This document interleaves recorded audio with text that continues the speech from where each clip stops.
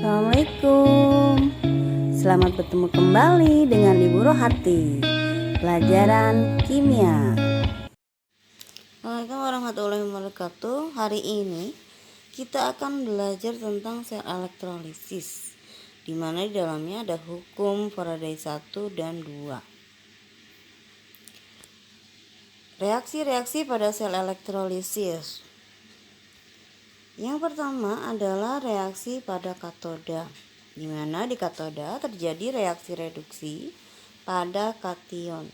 Kation itu adalah ion positif. Jadi ketika senyawa diuraikan maka akan menjadi ion positif dan negatif. Nah, ion positif itu mengalami reaksi reduksi. Itu terjadi di katoda. Jika nanti yang menjadi ion positifnya adalah ion-ion 1A, 2A atau Al3+, dan terjadi adalah 2H2O ditambah 2 elektron menjadi 2OH- plus H2. Apa contoh 1A? 1A itu adalah LiNaKRbCsFr kayak gitu. Terus kemudian yang 2A Bmangkasarbara BeMgCaSrBara ya. Terus kemudian ketika kationnya itu adalah ion-ion logam yang lain, maka yang terjadi adalah Mn+ ditambah dengan N elektron menjadi M.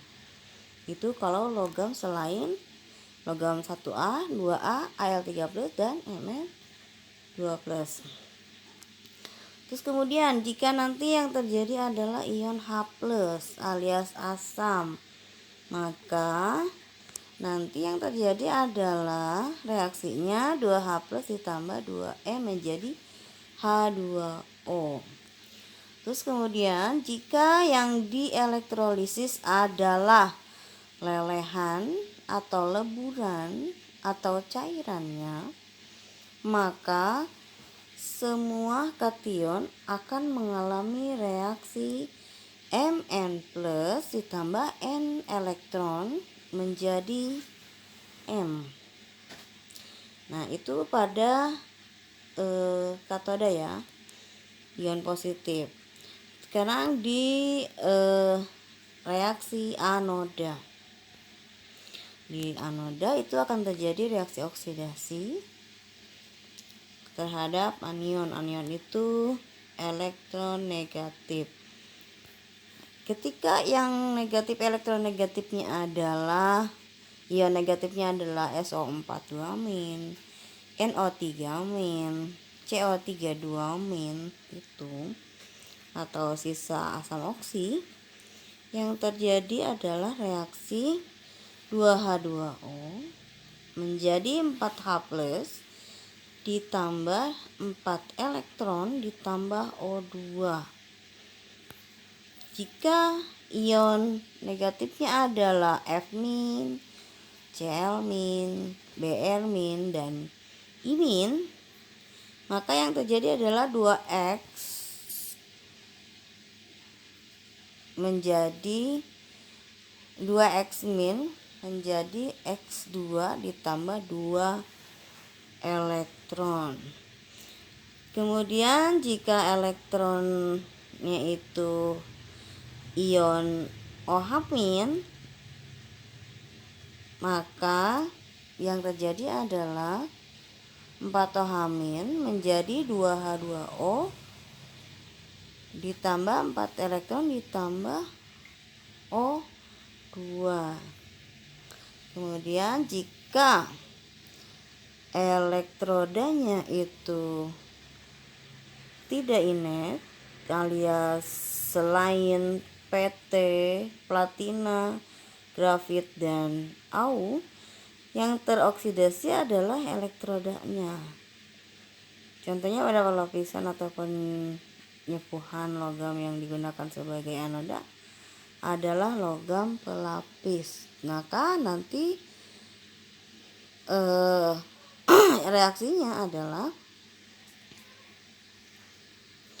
M menjadi Mn plus ditambah N elektron. Contoh 1. Pada elektrolisis larutan NaCl dengan elektroda PT, pada katoda terjadi reaksi apa? Nah, ini penjelasannya adalah kita uraikan dulu NaCl. NaCl jika terurai maka akan menjadi Na plus dan Cl min. Nah, tadi karena yang ditanyakan adalah katoda, katoda itu positif atau negatif? Positif. Nah, di sini yang positifnya adalah Na. Na itu ada di mana? Dia adalah golongan 1A. Tadi ketika golongan 1A, apa yang terjadi? Yang terjadi adalah 2H2O ditambah 2E menjadi H2 plus 2OH-. Jadi seperti itu. Oke, kemudian contoh yang kedua. Tuliskan reaksi elektrolisis lelehan MgCl2 dengan elektroda grafit. Grafit itu C ya. Penyelesaiannya adalah, ya kita uraikan dulu MgCl2, maka akan menjadi Mg2 plus 2Cl min. Nah, karena yang ditanyakan adalah reaksi elektrolisis, berarti reaksi pada katoda dan anoda. Katodanya adalah Mg2 plus 1A. Bukan. Mg2 plus itu adalah 2A. Tapi dia sama ya, kayak tadi. Yang terjadi, ini adalah lelehan. Tadi kan yang kalau lelehan berarti maka yang terjadi adalah Mg2 plus ditambah 2E menjadi Mg, seperti itu karena dia lelehan. Kan ada ya yang terakhir tuh di katoda. Terus kemudian di anodanya, anodanya adalah Cl min.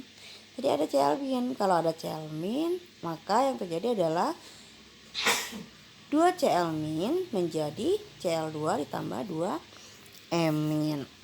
Sehingga jika disatukan maka akan menjadi Mg2 plus ditambah 2Cl min menjadi Mg ditambah Cl2. Jadi seperti itu. Nah, sekarang hukum-hukum Faraday.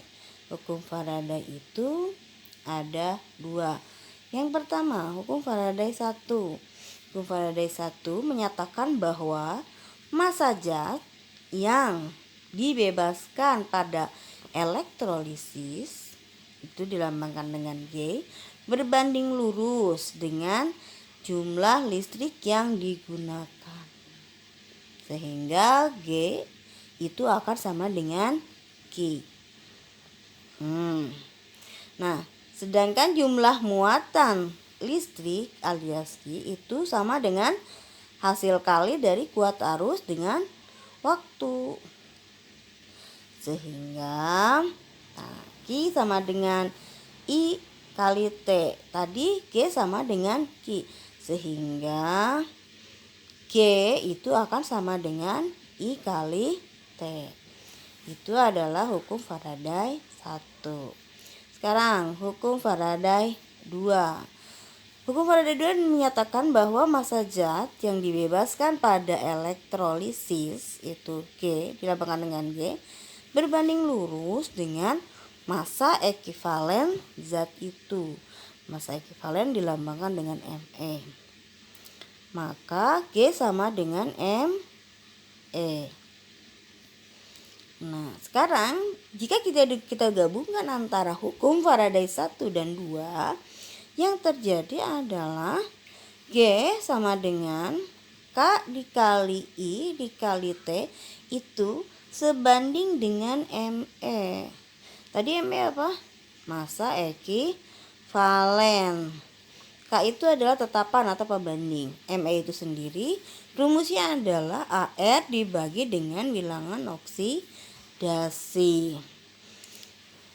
K itu sendiri ya, tetapannya atau pembandingnya itu adalah 1/96.500.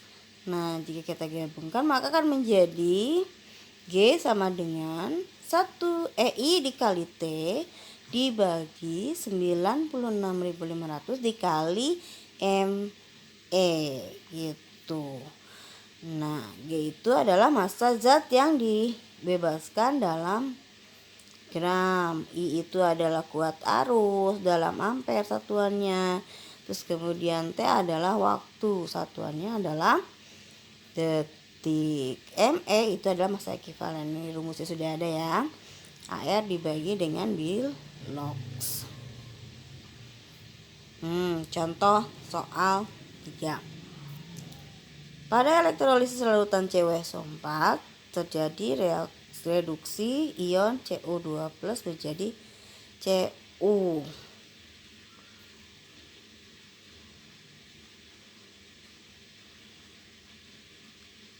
Nah, penyelesaiannya itu